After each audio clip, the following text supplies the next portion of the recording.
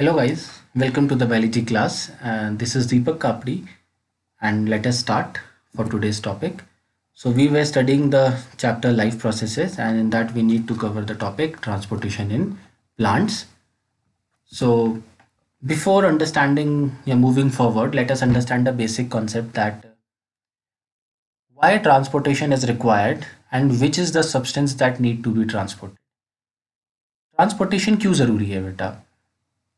Multicellular organisms like us and plant, they have multiple cells in their body and plant के हर part तक आपको कुछ basic substances पहुंचाने की ज़रूरत है ताकि वो पार्ट सरवाइव कर सके। यहीं पे रोल होता है आपका ट्रांसपोर्टेशन का। और प्लांट में हमें किन किन चीज़ों की ट्रांसपोर्टेशन की ज़रूरत पड़ती है? वैसे there are many substances that needs to be transported, but mostly we focus on water and minerals. This needs to be transported, and second is food. So these two substances are there which needed to be transport. इसके अलावा hormones का भी transportation होता है, but general हम यहाँ पे इन्हीं दो एस्पेक्ट में पढ़ेंगे. Now you can ask why the water, minerals and food transportation is required.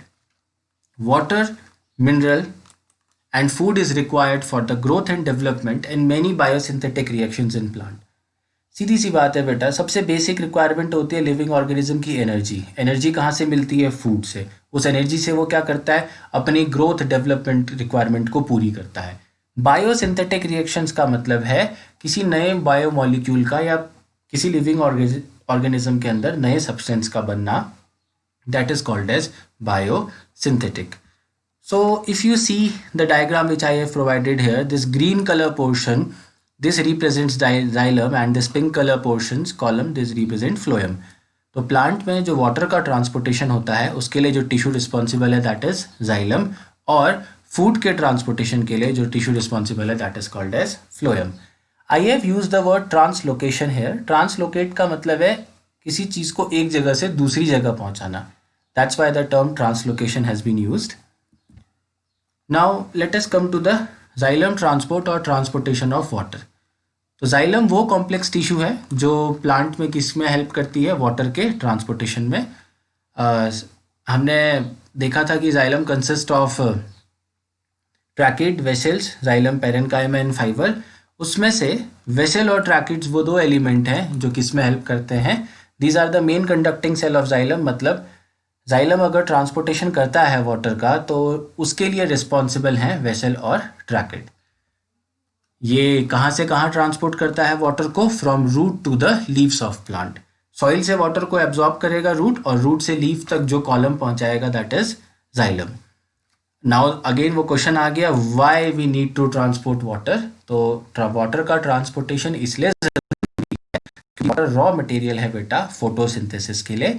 दूसरा, वाटर की वजह से प्लांट का टेम्परेचर भी मेंटेन होता है, तो that is also required. Now coming to the most important aspect, xylem का जो मूवमेंट है वो यूनिडायरेक्शनल है. यूनिडायरेक्शनल का मतलब है, अगर आप इस डायग्राम में देखेंगे, xylem always carry water from the root portion to the leaf portion. तो जाइलम हमेशा वाटर को कहाँ से कहाँ कैरी करता है बेटा? रूट से ये इस वाले पोर्शन से ऊपर की तरफ को ले जाएगा.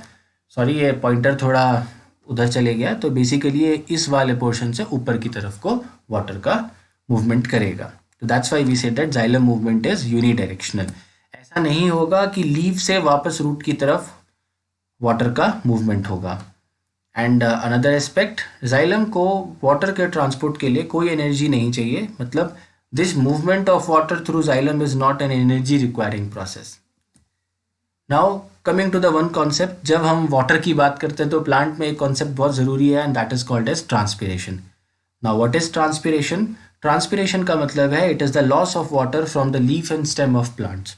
प्लांट के जो एरियल सरफेस हैं, एरियल सरफेस कौन से वे? ये वाले सरफेस एरियल कहलाते हैं, आपके स्टेम और लीव्स वाला पोर्शन. तो इन सरफेसेस से वाटर का लॉस होना, प्लस ये वाटर हमेशा किस फॉर्म में लॉस होगा बेटा? This water is always lost in the form of water vapors. So this process is called as transpiration.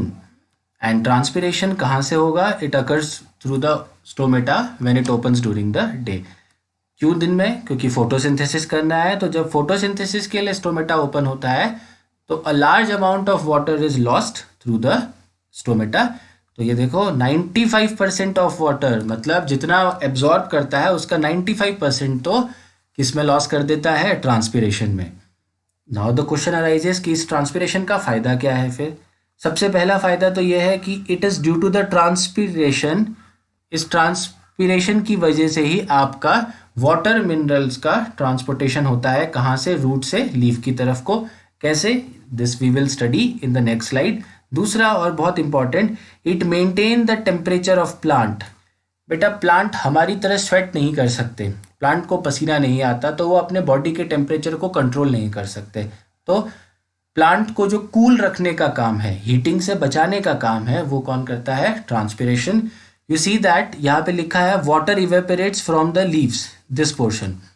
तो हमें पता है कि इवेपोरेशन की वजह से कूलिंग इफेक्ट होता है। So this cooling leads to the maintenance of temperature in the plant body. Now the आते हैं अब मेन टॉपिक में, how the process of water transport occurs, कि ये वाटर ट्रांसपोर्टेशन होता कैसे है आखिर। तो remember there is a term called ascent of sap. So this term is basically used for the transportation of water. मतलब जब कभी भी रूट से लीफ में वाटर का ट्रांसपोर्टेशन होगा तो उसके लिए जो टर्म यूज करते हैं that is called as ascent of sap. I have written if sap but ये ऑफ सैप है, तो सॉरी फॉर द मिस्टेक। अब ये इस तरीके से होता है, जो ट्रांसपोर्टेशन है बेसिकली इस तरीके से होता है। सॉइल से ट्रांसपोर्टेशन कहाँ हुआ बेटा, रूट सेल्स में, रूट से कहाँ गया, जाइलम के कॉलम में, और जाइलम से फाइनली कहाँ गया, लीफ सेल में। Now let us understand, soil से रूट के लिए जो वाटर के ट्रांसपोर्टेशन के लिए जो प्रोसेस रिस्पॉन्सिबल है that is called as osmosis. मतलब आपको पता है कि osmosis is what, movement of water molecules from region of higher concentration to lower concentration. Soil में वाटर का अमाउंट ज़्यादा है, रूट में कम है, तो मूवमेंट कैसे होगा, ऑस्मोसिस के थ्रू। एक दूसरा कॉन्सेप्ट है यहाँ पे जिसे कहते हैं रूट प्रेशर। रूट प्रेशर का मतलब है, अब बेटा सॉइल से रूट के सेल्स में पानी पहुंच गया, अब इन रूट के सेल्स में पानी का कंसंट्रेशन हाई होने की वजह से वो एक प्रेशर डेवलप करते हैं जिसकी वजह से पानी स्टेम के जाइलम तक ट्रांसपोर्ट होता है। Again I am saying that it is the pressure develop by the cells of the root when they have water. Root के सेल के अंदर पानी आया, पानी आने से क्या हुआ, प्रेशर डेवलप हुआ, और इस प्रेशर की वजह से वो एक पुश करेंगे। कहाँ को पुश करेंगे, रूट के आगे कौन सा पोर्शन है बेटा, स्टेम। तो जो स्टेम में जाइलम होगा उसमें वो पुश क्रिएट करते हैं। रिमेंबर ये पुश जो छोटी हाइट के प्लांट्स हैं, जो हर्बीवोर्स प्लांट हैं, उसमें सफिशिएंट है कि पानी को स्टेम के हर सेल तक पहुंचा दे, स्टेम से हर लीफ तक पहुंचा दे। बट जो लॉन्ग डिस्टेंस प्लांट हैं, जो बड़े बड़े पेड़ होते हैं, जैसे आपका पाइन का ट्री हो गया, जितने वुडी प्लांट्स हैं इनकी हाइट ज़्यादा होती है, तो वहाँ पे रूट प्रेशर अलोन सफिशिएंट नहीं है। अब आते हैं हम ट्रांसपिरेशनल पुल थ्योरी में। इससे पहले कि हम ये पढ़ें, I want you to have a look at this diagram. See, हमने यहाँ पे ये एक एलिमेंट्री डायग्राम प्रेजेंट किया है एसेंट ऑफ सैप का। तो सी, वी सेड दैट सॉइल में क्या है, वाटर है ढेर सारा, और सॉइल से वाटर कहाँ मूव होता है, रूट हेयर्स में। किसके थ्रू होता है, ऑस्मोसिस के थ्रू। फिर अगर रूट में आ गया तो रूट में क्या जनरेट हुआ बेटा, एक प्रेशर जनरेट हुआ जिसकी वजह से थोड़ा बहुत ऊपर हाइट तक वाटर मूव कर सकता है, and this pressure is called as root pressure. यहाँ पे कुछ कॉन्सेप्ट लिखे हैं, एडिशन, कोहेशन, कैपिलरी एक्शन और ट्रांसपिरेशनल पुल। पहले इसको समझते हैं फिर आएंगे इसमें। So due to transpiration a tension is generated in the stomata of leaf. इसका मतलब क्या है, देखो वाटर का लॉस है वो कहाँ से होता है, स्टोमेटा से होता है। तो स्टोमेटा से लगातार वाटर का लॉस हो रहा है, तो स्टोमेटा में एक वाटर का टेंशन जनरेट होगा। तो इस टेंशन की वजह से स्टोमेटा क्या करेगा, stomata create a tension in the nearby cell for water, and this column of tension continues to the root cell. अब स्टोमेटा क्या करेगा, ये टेंशन अपने नियर बाय सेल्स में जनरेट करेगा, और इसकी वजह से क्या होगा कि आसपास के सेल में भी टेंशन जनरेट होगा, और ऐसे करते करते करते ये टेंशन कहाँ से कहाँ तक जनरेट होता जाएगा, नीचे ये रूट तक जनरेट होता जाएगा ये टेंशन। सो ट्रांसपिरेशन की वजह से एक पुल प्रोड्यूस होता है। क्यों, स्टोमेटा ऊपर से लगातार प्रेशर दे रहा है कि आई नीड वाटर, जिसकी वजह से एक पुल जनरेट होगा, and this pull causes the water to move upward. अब इसके लिए कुछ फोर्सेस भी रिस्पॉन्सिबल हैं, तो आते हैं उन फोर्स पे। As I said, this pressure create a pull of water from root. Now forces है बेटा, we have to study three process here: cohesion, adhesion and the third is capillary action. तो cohesion क्या होता है? Cohesion is the force of attraction between the same particles. Water और water के molecule के बीच में लगने वाला जो फोर्स है वो कहलाएगा यहाँ पे कोहेशन. दूसरा फोर्स है एडिशन. एडिशन क्या है? It is the force of attraction between different particle. मतलब कोई दो अलग सब्सटेंस के बीच में लगने वाला जो फोर्स होता है that is called as adhesion. वो फोर्स कहलाता है एडिशन. जैसे हम फेविकॉल लेते हैं तो it is called as adhesive gum. Adhesive क्यों? क्योंकि वो दो अनरिलेटेड ऑब्जेक्ट्स को जोड़ रहा है. Third is capillary action. Capillary action is basically जब वाटर बहुत ही थिन ट्यूब्स में मूव करता है, बहुत ही पतली पतली ट्यूब्स में मूव करता है. जैसे हमने ब्लड में कैपिलरीज पढ़ा था तो वो भी बहुत पतली ट्यूब होती हैं. तो एक्चुअली ये पतली ट्यूब और कुछ नहीं, जाइलम ही है. हमने 9th में पढ़ा था कि जाइलम डेड सेल है. जाइलम में सेल वॉल लिग्निन की बनी होती है, बहुत मोटी है, तो उसके बीच का जो स्पेस है वो बहुत नैरो होता है. So cohesion adhesion forms a continuous chain. Cohesion और एडिशन की वजह से जो वाटर का जो जाइलम के कॉलम में जो वाटर की चेन है वो कॉन्टिन्यूस बनती है. कॉन्टिन्यूस बनने का मतलब वो कहीं ब्रेक नहीं करती है.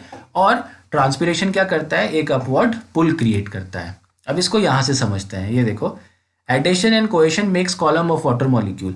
जब ये जाइलम में आपका पानी जा रहा है तो एक रेगुलर कॉलम बनाने का काम कौन करता है? आपका एडिशन और कोहेशन. कैपिलरी एक्शन का काम क्या है? कैपिलरी एक्शन का मतलब होता है वाटर का थिन ट्यूब्स में पास होना.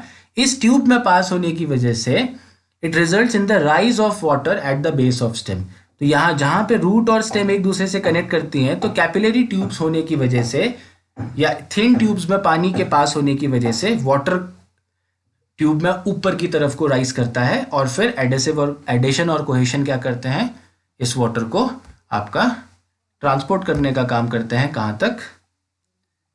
लीफ तक. So this is basically the transpirational pull theory.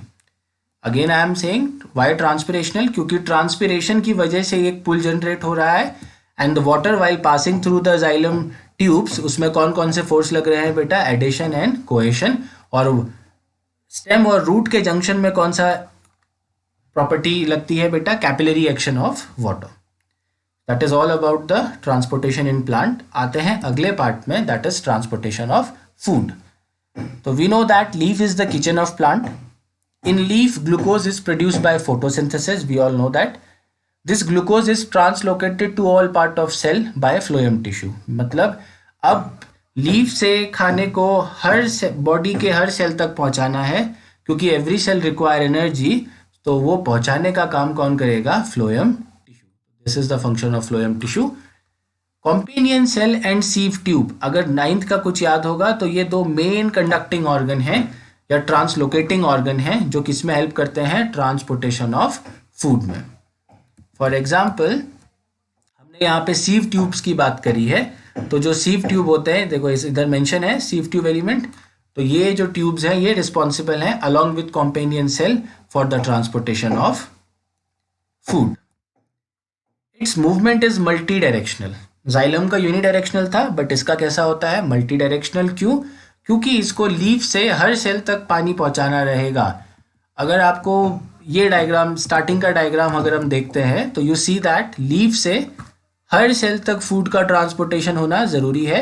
इसके ऊपर भी फ्लोएम का अगर कॉलम है तो हर जगह पानी ट्रांसपोर्ट होगा. That's why we say that its movement is multi directional and it is energy dependent. ये दूसरा मेजर डिफरेंस है जाइलम और फ्लोएम के बीच में. जाइलम को अपनी एक्टिविटी के लिए एनर्जी नहीं चाहिए, but phloem requires ATP for the transportation. Okay, moving forward. अब क्वेश्चन ये उठता है कि फ्लोएम काम कैसे करता है. तो इसके लिए जो सबसे एक्सेप्टेड थियरी है इसको कहा जाता है मास फ्लो हाइपोथेसिस. हमें इतना डिटेल में इसमें जाना नहीं है, बट फिर भी समझते हैं. ग्लूकोज लीव्स में प्रोड्यूस होता है, और लीव्स के भी कौन से सेल में प्रोड्यूस होता है बेटा? मीजोफिल सेल्स में. लीफ के जिन सेल में खाना बनता है these are called as mesophyll cells. तो मीजोफिल सेल्स में सबसे पहले वाटर का मूवमेंट होगा. मतलब मीजोफिल सेल के अंदर पानी आएगा.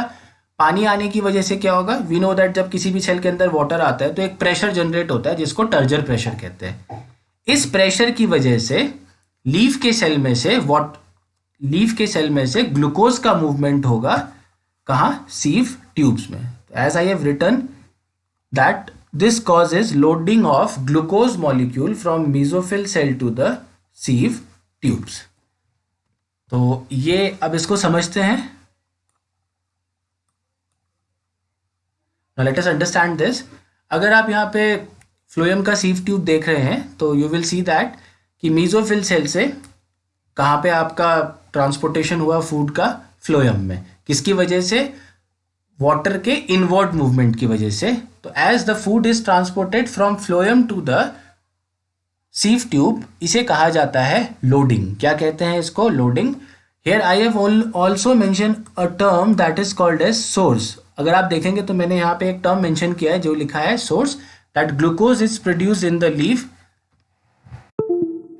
Leaves of leaf, that is source. तो हमने इसको क्या कहा है, यहाँ पे सोर्स कहा है. सोर्स कहने के पीछे लॉजिक ये है, actually this mouse is not working. Okay, now it is okay. तो ये यहाँ पे लिखा है लीफ को I have called as source. तो लीफ को सोर्स इसलिए कहा गया है because the food is synthesized here. और फिर यहाँ से लीफ के सेल से कहाँ गया बेटा, it moves towards the phloem. तो this movement is called as loading. इस प्रोसेस को लोडिंग कहा जाता है. अब सपोज करो ये फ्लोएम के थ्रू कहाँ जाएगा ये खाना, या तो रूट सेल्स में या फिर स्टोरेज ऑर्गन्स में, मतलब जहाँ कहीं भी खाना स्टोर होता है प्लांट में. This movement has occurred here and then it is again distributed to the storage cell. तो ये जो प्रोसेस है, ये प्रोसेस कहलाता है अनलोडिंग. तो हमने यहाँ क्या पढ़ा, लोडिंग और unloading. So this loading and unloading basically for this process we requires ATP. तो तब हम कहते हैं कि जो ट्रांसपोर्टेशन है of food or translocation of food is an energy dependent pathway. So that is all. In case if you have any doubt, just let me know. Thank you.